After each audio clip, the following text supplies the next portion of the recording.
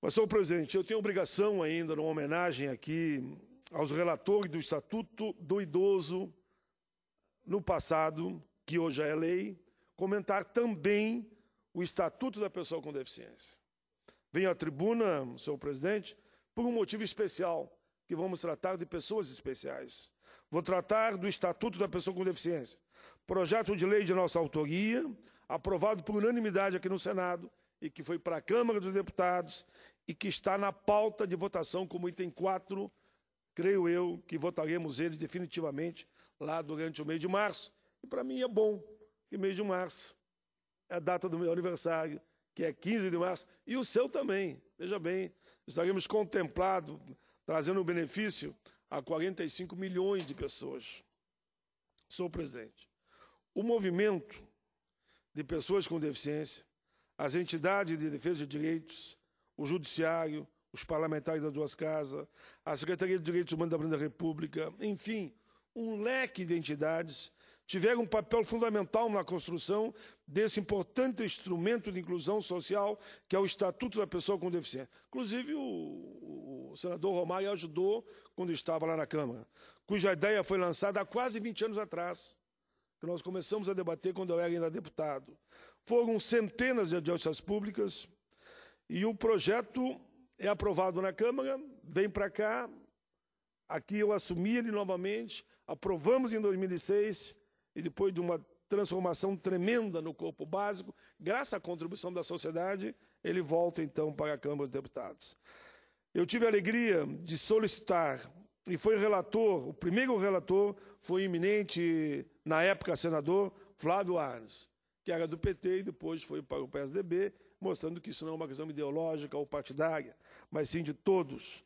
Flávio Arnes fez um belíssimo trabalho. Ele que já foi presidente da PAI, elaborou um substitutivo, buscando contemplar o maior número de sugestões possíveis que a sociedade apresentou para melhorar a vida de 45 milhões de pessoas, repito, que têm algum tipo de deficiência. O projeto, então, foi remetido à Câmara. Praticamente ao mesmo tempo que as discussões aconteciam sobre o Estatuto, nós também estávamos trabalhando e aprovamos, Câmara e Senado, por unanimidade, a Convenção Internacional do Direito da Pessoa com Deficiência, que, enfim, foi garantida e aprovada, inclusive, aqui no Congresso, depois de ser referendada na Assembleia Geral da ONU, e o Brasil, então, aprova e ratifica. Na Câmara, o Estatuto foi entregue, no primeiro momento, ao deputado Celso Russumano, e depois a nossa querida amiga, uma pessoa com deficiência e de uma cabeça assim da maior qualidade. Eu vi ontem o debate que ela fez com técnico de todas as áreas, eu diria que ela deu um show. A nossa querida amiga, relatora, deputada Mara Gabrilli, que também não é do meu partido, se não me engano, ela é do PSDB. Eu, quando vejo um parlamentar fazendo uma grande atuação, não estou me preocupando se ele é do PSDB, ou se é do DEM, ou se é do PT, ou se é do PCdoB. Eu quero saber o que ele está defendendo. E a Mara Gabrilli, com certeza absoluta, fez um belíssimo trabalho. Ela ampliou o trabalho original que nós apresentamos, ampliou o trabalho do Celso Russumano e, inclusive, participou de grupo de trabalho, ela, do Legislativo, do Executivo e com a sociedade organizada. E esse grupo foi coordenado pela Secretaria de Direitos Humanos. Me lembro, na época, a deputada Maria do Rosário, que era ministra dos Direitos Humanos. Depois também com a participação da hoje ministra Ideli Salvati. Com o objetivo de construir um substitutivo incorporando todas as sugestões de 3 conferências nacionais e 5 encontros regionais, depois de tudo que nós havíamos já construído, de forma coletiva, digo nós, os relatores e todos os senadores e deputados comprometidos com a causa, tivemos ainda um aperfeiçoamento a partir dessas conferências. Foram centenas de sugestões que se somaram às primeiras do Estatuto. Juntando a legislação da área que é esparsa, o Estatuto da Pessoa com Deficiência mantém as conquistas do movimento das pessoas com deficiência e, ao mesmo tempo, que alinha-se ao que há de mais moderno na legislação internacional para essa querida parcela, tão sensível e carinhosa, bonita, e que sabem respeitar a diferença e ocupar seu espaço, mostrando que anormais são aqueles que não entendem as diferenças que existem em cada um de nós. Cada um de nós é um. Todos nós temos a nossa diferença. E as pessoas com deficiência sabem muito bem tratar com essa questão. Nesse sentido, o Estatuto cumpre funções fundamentais, como consolidar direitos e avançar nas conquistas. Conquistas essas que abrangem todas as áreas da vida. Na área da saúde, por exemplo, o Estatuto avança ao redefinir a deficiência, que é o que eu considero o maior dos avanços trazidos. A mudança de modelo de classificação das deficiências. De acordo com esse modelo, o instrumento que passa a balizar a classificação de deficiência é a classificação internacional de funcionalidade. Senhor presidente, para a CIF, a deficiência não está apenas na pessoa que tem limitações no corpo, mas está também fora dele, em um mundo que não está preparado para incluir a todos. Um mundo repleto de obstáculos, de barreiras, e obstáculos dificultam ou até impossibilitam a participação das pessoas com deficiência na vida em sociedade, ou até de pegar um ônibus, de andar numa calçada pelas barreiras, ou num prédio público particular que não é acessível. Se refletirmos bem, senhoras e senhores, veremos que os espaços, os serviços, os produtos, as máquinas são concebidas para o chamado ser humano padrão, que na realidade não existe. E todos nós, com o tempo, vamos tendo as nossas deficiências. Seja o óculos que eu estou usando, seja o remedinho para a pressão que eu tomo, ou seja, como eu estou usando aqui, uma cinta porque estou com problema na coluna. Então, todos nós vamos, com o tempo, tendo as nossas deficiências. A essência do ser humano é a diferença, é a autenticidade, é ser autêntico, né? É por esse direito que lutamos por o direito de viver em uma sociedade, como eu dizia desde o início, que respeite as diferenças. A partir dessas mudanças de paradigma, o próprio conceito de acessibilidade amplia-se à exclusão social vivenciada pela pessoa com deficiência, aí não é mais vista apenas como resultado de uma pessoa com limitações corporais, mas, sobretudo, a combinação deste com as barreiras, infelizmente, que estão colocadas. Assim, a acessibilidade estende-se além do aspecto arquitetônico, passando a englobar também os aspectos atitudinais e metodológicos. Ou seja, é a atitude da pessoa, que deve ser acessível e inclusiva. São os programas, as políticas, as ações que devem ser acessíveis e inclusivas desde a sua primeira concepção. São os sistemas e a filosofia de uma sociedade que deve se aproximar das pessoas, ou seja, com as pessoas. Pensamento que age e ação que se pensa, como conclui Jorge Sampaio na sua definição de cidadania. Veja bem a simplicidade desse pensamento que disse Jorge Sampaio. Pensamento que age e ação que se pensa.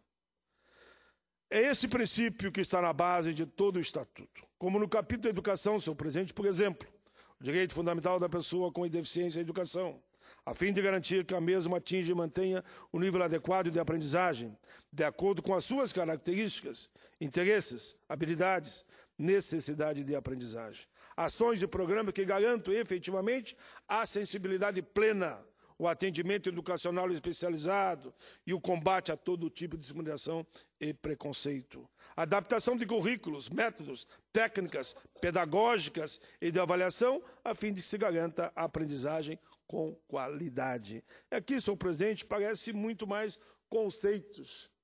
Mas veja bem, às vezes algumas empresas dizem que elas não podem cumprir a política de cota das pessoas com deficiência e alegam que o deficiente não tem formação. Ora, se houver boa vontade do empresário, numa sua responsabilidade social, ele contrata a pessoa com deficiência e dá a formação dentro do local de trabalho. Eu tive uma experiência interessante, a Federação dos Bancos de São Paulo me convidou e mostraram para mim, eles fizeram essa experiência, e contrataram mais de 10 mil pessoas com deficiência, deram a formação e todos mostram que são excelentes profissionais. Eu sempre dou o meu próprio exemplo. Esse discurso quem fez, senhor presidente, que está aqui com toda a autenticidade e com a prática e o nível, inclusive, intelectual da redação, se chama Luciano Ambrosio, que é cego e trabalha no meu gabinete há mais de 10 anos. O meu chefe de gabinete, eu já disse na tribuna, faz questão de repetir, porque um exemplo, como diz Gandhi, vale mais que 1000 discursos. Santos Fagundes é meu chefe de gabinete no Rio Grande do Sul há mais de 15 anos. Eles é que elaboraram, que pensaram e construíram os primeiros passos do Estatuto da Pessoa com Deficiência. Como foi aquele debate todo com as APAES, nós insistimos em dizer, vamos usar a palavra preferencialmente, para dizer que nós queremos a escola inclusiva assim de todos, mas há alguns casos que são casos, né? Há casos que são casos que têm que ser tratados de forma diferenciada. E é isso que os pais queriam. É isso que as pessoas com deficiência, de um alto grau de deficiência, queriam, era um tratamento especializado. É como se eu tenho uma doença, eu quero um tratamento especializado. Seja no estudo do coração, seja no SARA, como eu estou indo agora para ver o meu problema de coluna, eu quero um tratamento diferenciado. Né? Todo mundo gostaria. E se pudesse assim ter, e por que não trabalhar para que todos possam ter o tratamento diferenciado quando for o caso. Mas o importante é a inclusão de todos na chamada escola comum. E o tratamento adequado, como foi esse caso, que assim exigirem, é o que todo o brasileiro deveria ter. Mas, enfim, adaptação dos currículos, métodos, técnicas pedagógicas, avaliação a fim de se garantir, de fato, uma aprendizagem com qualidade, a adoção de estratégias, identificação e intervenção precoces, bem como no desenvolvimento de aspectos vocacionais, levando em conta o talento, a criatividade, a habilidade dos educandos e dos educados com deficiência. Senhor presidente, termino dizendo, outro destaque que faço é sobre a criação do regime especial de incentivos às tecnologias assistivas, REITA, que visa garantir à pessoa com deficiência seu direito de ter o acesso facilitado a produtos, recursos, dispositivos de acessibilidade, estratégia, práticas, processos, métodos e serviços de alta tecnologia assistiva que fortaleçam a sua autonomia, a mobilidade pessoal e a qualidade de vida. No campo do trabalho, o Estatuto prevê que as empresas desobrigadas de cumprir o percentual de vagas que eu falava antes devem ser preenchidas, sim, com pessoas com deficiência e deem a elas a formação adequada e devida para que eles possam desenvolver todo o seu potencial. Eu canso de dizer e repito aqui ao terminar esse meu pronunciamento. Todos nós temos áreas que somos especiais e que temos um potencial maior. Há outras áreas que eu não tenho. Por exemplo, eu nunca seria um grande jogador de futebol. Adorei o futebol. Joguei no Juvenil do Flamengo, do Juventude, na minha cidade, mas nunca fui um grande jogador de futebol. O Romário já foi. Cada um no seu campo de atuação. E, claro, fui metalúrgico, fui sindicalista, fui presidente central sindical. Essa experiência me preparou, digamos, para estar hoje aqui no Parlamento, quase 10 horas da noite, conversando com o povo brasileiro pelo sistema de comunicação do Senado. Como o Romário também, na Escola da Vida, viajou pelo mundo, tem uma filhinha com deficiência e se preparou para estar hoje. Eu tive a alegria, nós estarmos com ele. Ele hoje presidente da Comissão de Educação do Senado da República de um país continental como o Brasil. Não é qualquer coisa, não. Então, eu tenho muito carinho por esse espaço que nós temos aqui, respeito e valorização. Por que o povo nos mandou para cá e qual é o compromisso que nós temos, sempre lembrando de onde viemos, por que estamos aqui e para quem nós estamos aqui trabalhando. Estamos trabalhando aqui para o povo brasileiro e essa é a nossa obrigação. Fim, termina aqui, senhor presidente. Eu espero que o acordo que tive lá ainda ontem, que está sendo costurado na Câmara, para a aprovação definitiva do Estatuto da Pessoa com Deficiência, seja garantido, o Estatuto seja aprovado, ele venha para o Senado e aqui a gente possa aprová-lo também, trazendo benefício a essas 45 milhões de pessoas que têm algum tipo de deficiência, que estão na expectativa de ver os seus benefícios avançarem e a qualidade de vida melhorar. Era isso, senhor presidente. Eu agradeço muito a Vossa Excelência a tolerância. Vossa Excelência, senador Paim, de altíssima relevância os pronunciamentos aqui colocados. Sem dúvida, é com muito prazer, com muita honra que faço parte da Comissão de Direitos Humanos, sabendo que estou ao lado de um senador, um ex-deputado constituinte e um senador trabalhador, um senador que quer o melhor para o nosso país, o melhor para o nosso povo. Vamos estar juntos fazendo essas audiências públicas, vamos estar juntos debatendo os graves problemas por que passa o nosso país nesta área, vamos estar juntos discutindo a questão da depressão, do suicídio, que hoje assola grande parte de trabalhadores brasileiros e das casas, das famílias, que hoje é um fenômeno essa questão da depressão. É aquele dado que eu comentei que o meu médico falou, que no mundo, cada 12 segundos nós temos uma pessoa se suicidando. Isso merece um estudo, um cuidado.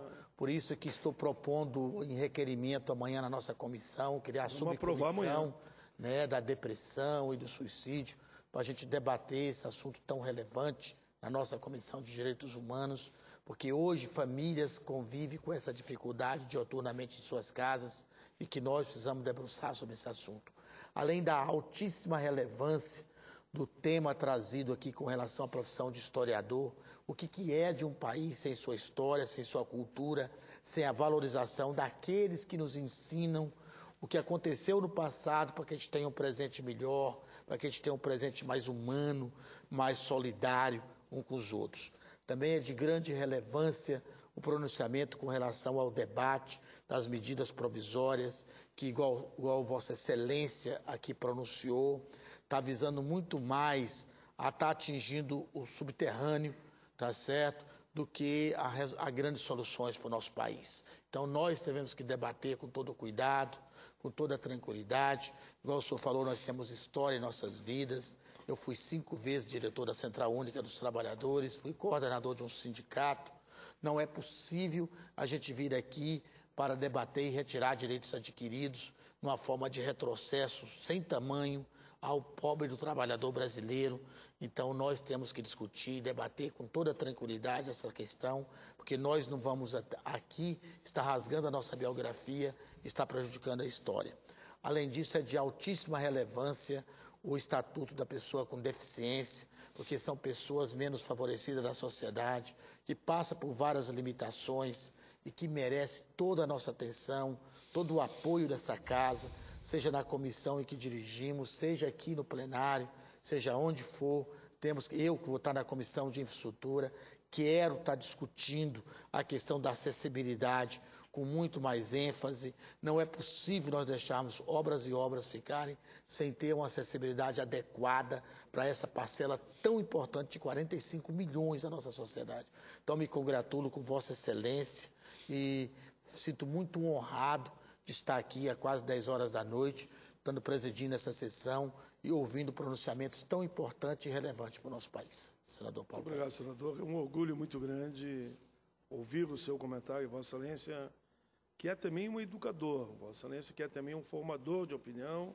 Eu dizia outro dia, o governador Rodrigo Hollenberg pode ter certeza que o senador que Vossa Excelência trabalhou para ser o seu suplente, há de fazer um grande mandato, como está fazendo, não só a favor do povo de Brasília, mas a favor de todo o povo brasileiro.